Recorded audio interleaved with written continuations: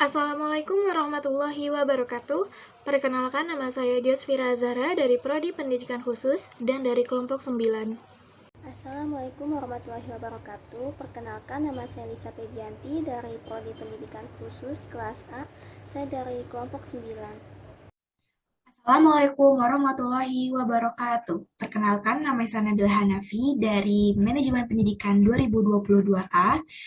Kali ini izinkan kelompok 9 untuk mempresentasikan mengenai etos kerja sebagai wujud amal soleh. Etos kerja menurut Islam. Etos kerja Islam dapat didefinisikan sebagai sikap kepribadian seorang muslim yang melahirkan keyakinan yang sangat mendalam bahwa bekerja itu bukan saja untuk memuliakan dirinya, menampakkan kemanusiaannya, melainkan juga sebagai suatu manifestasi dari amal soleh. Sehingga bekerja yang didasarkan pada prinsip-prinsip iman bukan saja menunjukkan fitrah seorang muslim, melainkan sekaligus meninggikan martabat dirinya sebagai hamba Allah yang mulia, yang menjadikan dirinya sebagai sosok yang dapat dipercaya, menampilkan dirinya sebagai manusia yang amanah, menunjukkan sikap pengabdian. Baik, sebelumnya itu kan sudah dibahas ya mengenai apa itu etos kerja. Selanjutnya kita akan membahas kewirausahaan dan kemandirian dalam Islam. Kalau kita telisik bahwa kewirausahaan itu kan merupakan sebuah kegiatan dengan mengerahkan tenaga dan pikiran untuk mencapai suatu maksud. Mungkin kalau kita biasanya kewirausahaan gitu itu merupakan proses atau kegiatan kita mempunyai suatu bisnis atau usaha gitu kan. Nah, sebenarnya di dalam Islam sendiri, di pendidikan pesantren itu diajarkan kewirausahaan dan kemandirian itu sejak dini. Kenapa? Karena terdapat setidaknya tuh ada 4 alasan. Yang pertama itu adalah dikarenakan ekonomi lemah, berarti itu ibadah tidak bisa maksimal. Maksudnya ialah terkadang untuk fokus gitu ya beribadah, kita tuh kalau misalnya ekonominya lemah gitu kan pasti kita pikirannya tuh terganggu gitu. Makanya tuh bisa jadi itu berefek atau ada efek ke ibadahnya itu menjadi kurang maksimal. Yang kedua adalah semisal ekonomi itu lemah, berarti penurunan tingkat pendidikan.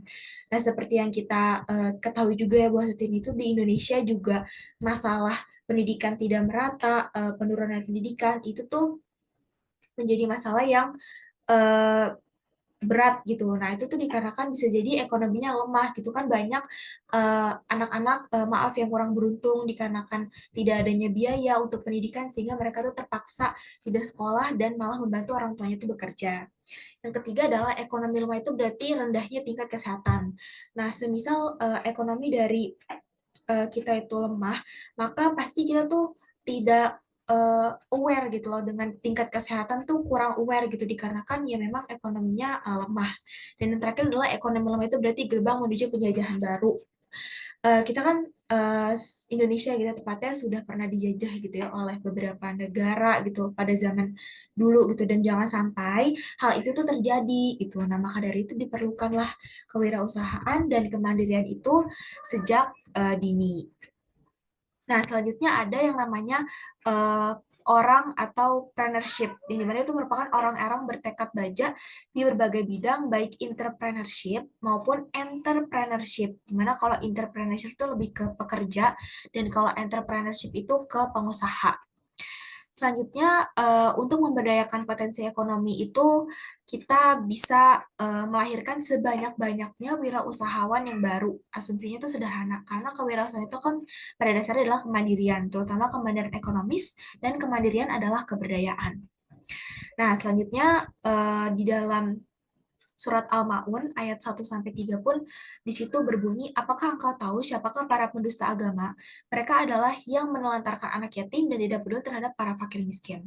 Baik, mungkin di sini maksudnya adalah ketika kita ekonominya bagus atau ekonominya itu sejahtera, berarti kan kita mempunyai apa ya sebuah ketika dibarengi dengan sikap dermawan gitu ya untuk bisa menolong anak-anak yatim gitu sehingga kita tidak tergolong kepada para pendusta agama.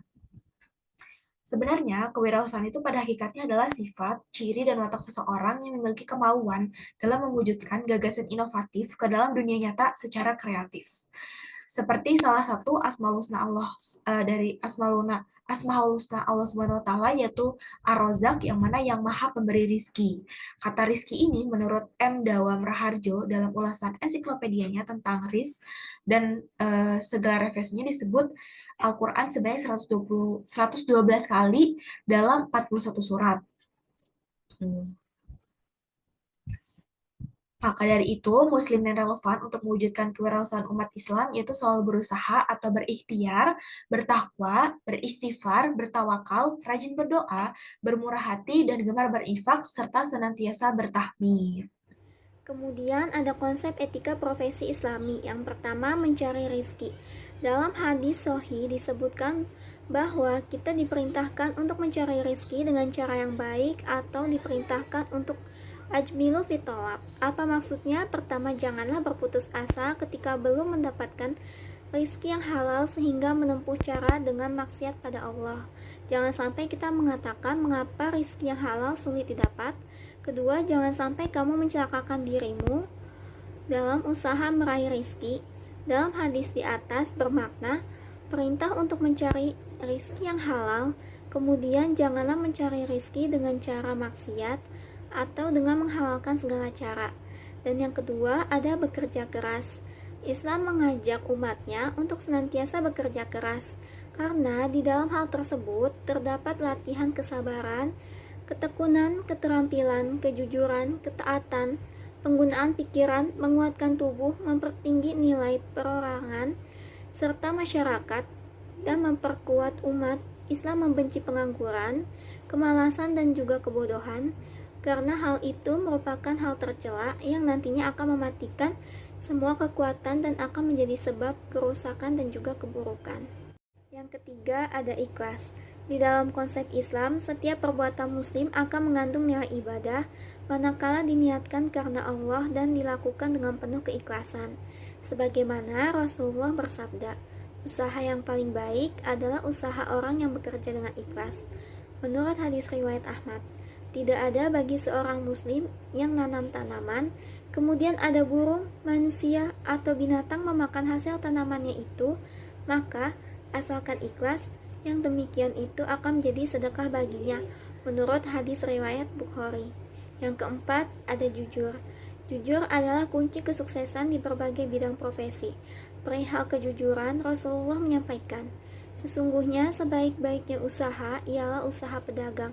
Apabila mereka berkata tidak berdusta, apabila mereka diamanati tidak berkhianat, apabila mereka berjanji tidak menyalahi, apabila mereka membeli tidak mencela, apabila menjual tidak memuji-muji dagangannya, apabila mereka berutang tidak menunda-nunda, apabila mereka mempunyai piutang tidak mempersulit, menurut hadis riwayat Ahmad.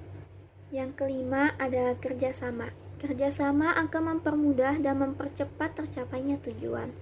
Dengan bekerja sama, tugas yang dikerjakan menjadi lebih ringan dan mudah. Akan tetapi, Islam juga melarang bentuk kerjasama yang menimbulkan penyelewangan dan kejahatan. Hanya di dalam hal kebaikan dan ketakwaan diharuskan bekerja sama itu. Dan yang keenam ada keseimbangan. Islam merupakan ajaran keseimbangan antara dunia dan akhirat, lahir dan batin yang di dalam istilah Al-Quran wasata. Umat Islam diharuskan menjadi umatan wasatan, umat yang tengah, tidak ekstrem ke kiri dan juga tidak ekstrem ke kanan.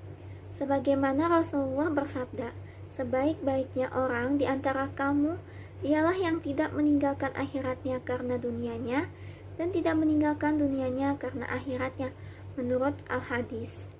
Yang ketujuh, melihat ke depan atau futuristik.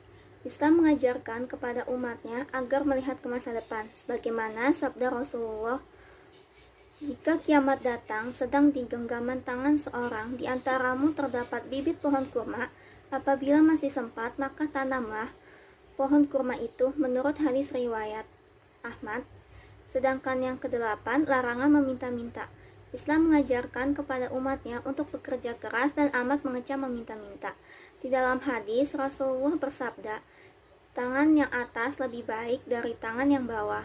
Tangan atas artinya penderma, dan tangan bawah berarti peminta-minta, menurut hadis riwayat Bukhari. Yang kesembilan, larangan memonopoli. Hal ini berlaku dalam profesi di bidang bisnis, walaupun hasil membeli dengan uang sendiri, tetapi dengan tujuan dijual dengan harga yang mahal, padahal masyarakat membutuhkan barang tersebut. Hal itu termasuk ihtikar atau monopoli. Dengan tegas, Rasulullah melarang perbuatan tersebut. Barang siapa yang menimbun barang-barang atau makanan kebutuhan kaum muslimin, maka Allah akan menghancurkan hartanya, menurut hadis riwayat Ahmad. Sedangkan yang ke-10 yaitu mendahulukan kualitas. Islam amat menghargai kualitas pekerjaan seseorang. Dalam sebuah hadis Rasulullah SAW bersabda, sesungguhnya Allah mencintai seseorang di antara kamu apabila mengerjakan sesuatu pekerjaan dirapikannya, menurut hadis riwayat Ahmad. Selain itu, terdapat anjuran kualitas kerja itqan atau ideal merupakan sifat pekerjaan ilahi, baca Rabbani, kemudian menjadi kualitas pekerjaan yang islami dalam surat An-Nam ayat 88. Rahmat Allah telah dijanjikan bagi setiap orang yang bekerja secara itqan, yakni mencapai standar ideal secara teknis. Untuk itu diperlukan dukungan pengetahuan dan skill yang optimal. Islam mewajibkan umatnya agar terus mengembangkan ilmu pengetahuannya dan terus berlatih. Selanjutnya kita akan membahas tentang etos kerja Islami dalam lingkungan pendidikan keluarga dan pekerjaan. Di sini adalah pengimplementasian dari etos kerja Islami di dalam lingkungan keluarga dan pekerjaan. Untuk di lingkungan keluarga ya, Islam itu kan mengajarkan agar harta yang diperoleh dan digunakan itu berada di jalan Allah, hanya untuk hal-hal yang diridhoinya, seperti misalnya ya, seorang kepala keluarga yang menafkahi keluarganya, lalu membayar zakat, seperti misalnya di setiap Idul Fitri itu kan kita dihimbau untuk membayar zakat yang nantinya tuh zakatnya diperuntukkan bagi orang-orang yang membutuhkan. Selanjutnya adalah menyedekahkannya untuk kaum duafa. Mungkin ya sebisa mungkin jika kita ada rezeki kita bisa bersedekah nih kepada kaum duafa atau yang membutuhkan, serta menginfakannya untuk kepentingan agama dan umat Islam. Jadi pada intinya ketika kita akan mengimplementasikan etos kerja Islami di dalam lingkungan keluarga, yang paling utama bagi kepala keluarga ialah menafkahi keluarganya. Dan jika memang kita mempunyai rezeki, kita bisa bersedekah baik kepada kaum duafa. Yang terpenting adalah untuk agama Islam dan sejalan dengan agama Islam.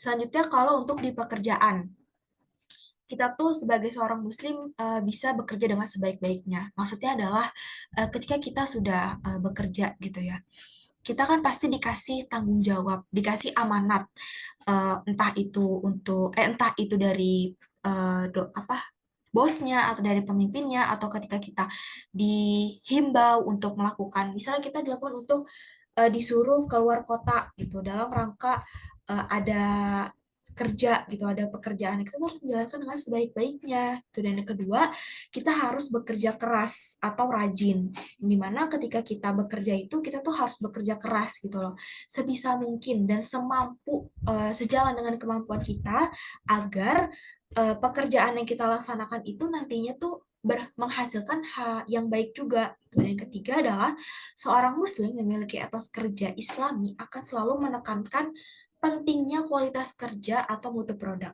Di sini maksudnya adalah eh, setiap pekerjaan yang kita kerjakan itu setidaknya tuh bermutu atau kualitasnya itu baik gitu. Jadi kita bisa mengerahkan segala kemampuan kita itu untuk pekerjaan tersebut agar hasilnya juga baik, dan nantinya kan kalau misalnya hasil kerjanya baik akan berdampak baik pula pada diri kita pun bagi perusahaan yang kita kerja gitu di situ.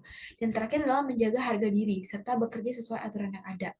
Dimana kita harus tetap berpedoman gitu ya, atau menjaga harga diri kita gitu dari sebisa mungkin gitu, dan bekerja dengan sesuatu aturan yang memang ada gitu. Kita harus menaati peraturan, atau mungkin kalau di pekerjaan itu seperti kode etik gitu ya. Nah, kita tuh harus memperhatikan kode etik dari pekerjaan kita. Makna dan implementasi amal soleh.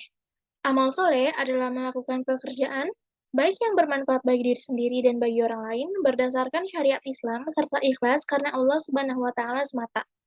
Amal soleh termasuk perintah Allah karena dengan beramal soleh, maka akan tercipta kehidupan yang tentram dan bahagia.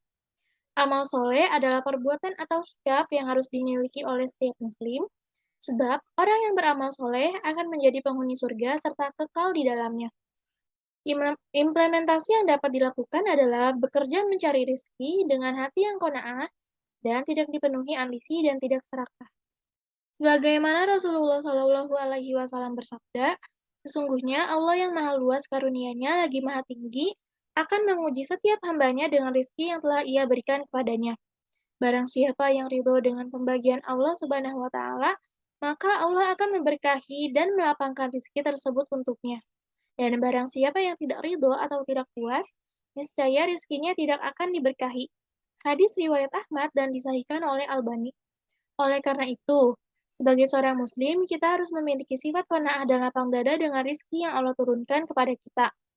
Karena kalau kita qanaah dan ridho sama rezeki yang telah Allah berikan untuk kita, maka insya Allah hidup kita akan penuh berkah. Konsep kerjasama, kemitraan, dan persaingan sehat. Islam sebagai agama yang fleksibel mengatur setiap aktivitas yang dilakukan oleh setiap umatnya, termasuk juga mengatur dalam melakukan kerjasama dalam berbisnis, baik kerjasama antar muslim maupun kerjasama antara dengan non-muslim. Kerjasama dalam Islam atau syirkah. Secara harfiah, dalam Islam makna syirkah atau kerjasama berarti al-ikhtilat atau penggabungan atau pencampuran. Percampuran di sini memiliki pengertian pada seseorang yang mencampurkan hartanya dengan harta orang lain sehingga tidak mungkin untuk dibedakan. Macam-macam kerjasama atau syirkah. Yang pertama ada syirkah amlak atau sukarela. Syirkah amlak adalah kerjasama antara dua orang atau lebih yang memiliki benda tanpa melalui akad syirkah.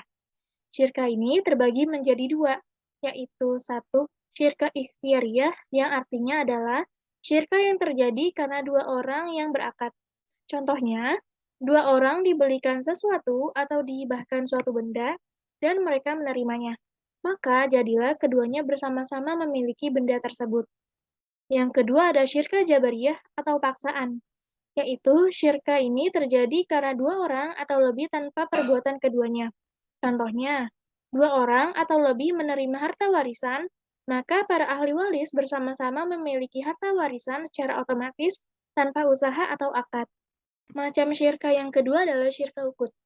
Syirkah ukut adalah ungkapan kepada akad yang terjadi antara dua orang atau lebih untuk berserikat terhadap harta dan keuntungan. Syirkah ukut terbagi menjadi 5, yaitu yang pertama ada syirkah inan, adalah kerjasama antara dua orang atau lebih yang sepakat untuk menjalankan bisnis melalui modal yang mereka miliki dengan ketentuan bagi hasil yang disepakati di awal. Jika bisnis ini mendapat keuntungan, maka mereka akan berbagi hasil sesuai dengan nisbah yang telah disepakati.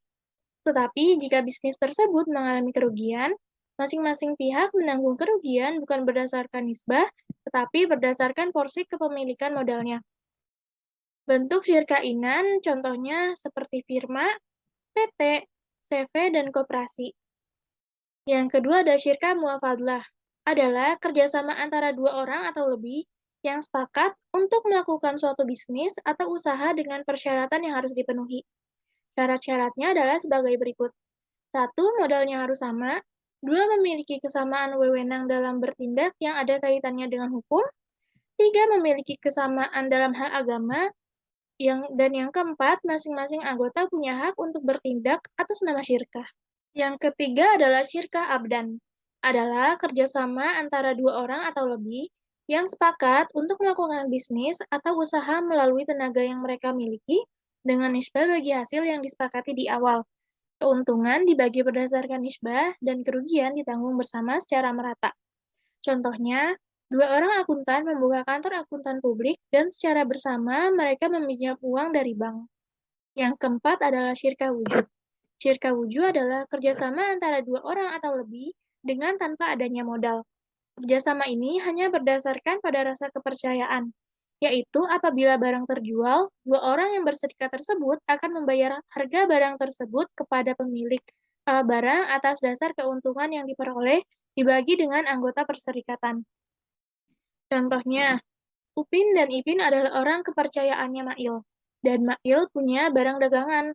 Lalu si Upin sama si Ipin bekerja sama untuk menjual barangnya Mail. Tetapi karena belum adanya modal, maka Upin dan Ipin membeli barang tersebut secara kredit. Setelah barang tersebut terjual dan mendapatkan keuntungan, baru si Upin dan Ipin membayar harga barang tersebut kepada si Mail, lalu keuntungan setelah penjualan barang tersebut dibagi sesuai kesepakatan antara dua pihak, yaitu Upin dan Ipin. Jenis yang kelima adalah syirka mudlarabah, adalah kerjasama antara pemilik modal dan seorang pekerja untuk mengelola uang dari pemilik modal dalam suatu usaha tertentu. Dalam syirka ini, salah satu pihak ada yang menjadi pemodal dan pihak lain menjadi pekerja. Keuntungan dibagi sesuai dengan kesepakatan bersama. Kerugian berupa uang ditanggung pemodal dan kerugian berupa tenaga ditanggung oleh pekerja. Contohnya, si A sebagai pemodal memberikan modalnya sebesar 10 juta kepada B yang bertindak sebagai pengelola modal dalam usaha perdagangan. Lalu setelah mendapat keuntungan dari jualan tersebut, keuntungannya dibagi sesuai kesepakatan. Misalnya A mendapat 60% dan B mendapat 40%. Adapun yang mempengaruhi terjadinya suatu kerjasama dalam berbisnis antara lain, tingkat akses informasi, keadaan sosial ekonomi, sikap keberagaman dan tingkat kepercayaan, kerjasama yang dibangun harus dengan toleransi, saling pengertian, saling menghormati, saling menghargai, dan kerjasama yang baik dalam masyarakat. Persaingan sehat. Pada dasarnya, aktivitas ekonomi bertujuan untuk mencapai keberhasilan dan kesejahteraan. Tetapi sebagai seorang Muslim, kita harus berpegang teguh pada nilai-nilai moral Islam. Dalam kehidupan kita sehari-hari, biasa kita dengar dalam peribahasa, apa yang kita tanam, maka itulah yang akan kita petik. Selain itu, ajaran Islam juga terdapat aturan dan falsafah yang tegak di atas asas persaudaraan antar manusia. Sebagaimana Rasulullah Shallallahu Alaihi Wasallam bersabda, jadilah kalian hamba-hamba Allah yang bersaudara. Hadis riwayat Ahmad dan Muslim. Dan dengan berpegang pada asas tersebut, maka pebisnis Muslim satu dengan pebisnis Muslim lainnya diharapkan dapat saling menghargai dan menghormati di antara mereka sehingga dapat terwujudnya persaingan yang sehat. Yang terakhir itu ada titik temu antara amal soleh dan profesionalitas. Dimana kalau kita berbicara tentang profesional ya, Islam itu mengajarkan tentang amal soleh dan juga ihsan. Kita sebagai manusia dalam beretos kerja Islami, kita harus berkaitan dengan konsep profesionalitas, di mana kan Islam itu mengajarkan agar kita tetap gitu berdiri atau mementingkan amal soleh dan juga perilaku ihsan. Di sini beramal soleh itu artinya sama dengan bekerja ya, sedangkan kalau soleh itu adalah dimaknai dengan tepat, sesuai, berkualitas, dan atau terbaik. Jadi maksudnya adalah beramal soleh itu kita harus bekerja dengan tepat, sesuai, berkualitas, dan atau memberikan hasil yang terbaik. Sedangkan Islam juga memiliki konsep ihsan, yang artinya adalah terbaik. Sebagaimana yang telah disebutkan sebelumnya, kita harus memberikan yang terbaik gitu buat pekerjaan dan sesuai dengan profesi kita. Nah, tatkala memilih di antara yang baik-baik sesuai dengan konsep ihsan itu, maka hendaknya memilih yang terbaik. Ukuran terbaik itu tentu harus dimaknai secara luas, mendalam, dan menyeluruh, yaitu terbaik dalam berbagai perspektif, entah dari perspektif diri sendiri maupun perspektif dari orang lain. Maka dari itu, Nabi juga mengajarkan agar sesuatu pekerjaan itu hendaknya dikerjakan oleh ahlinya, atau bisa dibilang sesuai dengan bidangnya. Kalau memang misalnya bidangnya di bidang pendidikan, kerjanya ya mungkin di bidang pendidikan. Sebisa mungkin bekerja sesuai dengan profesinya.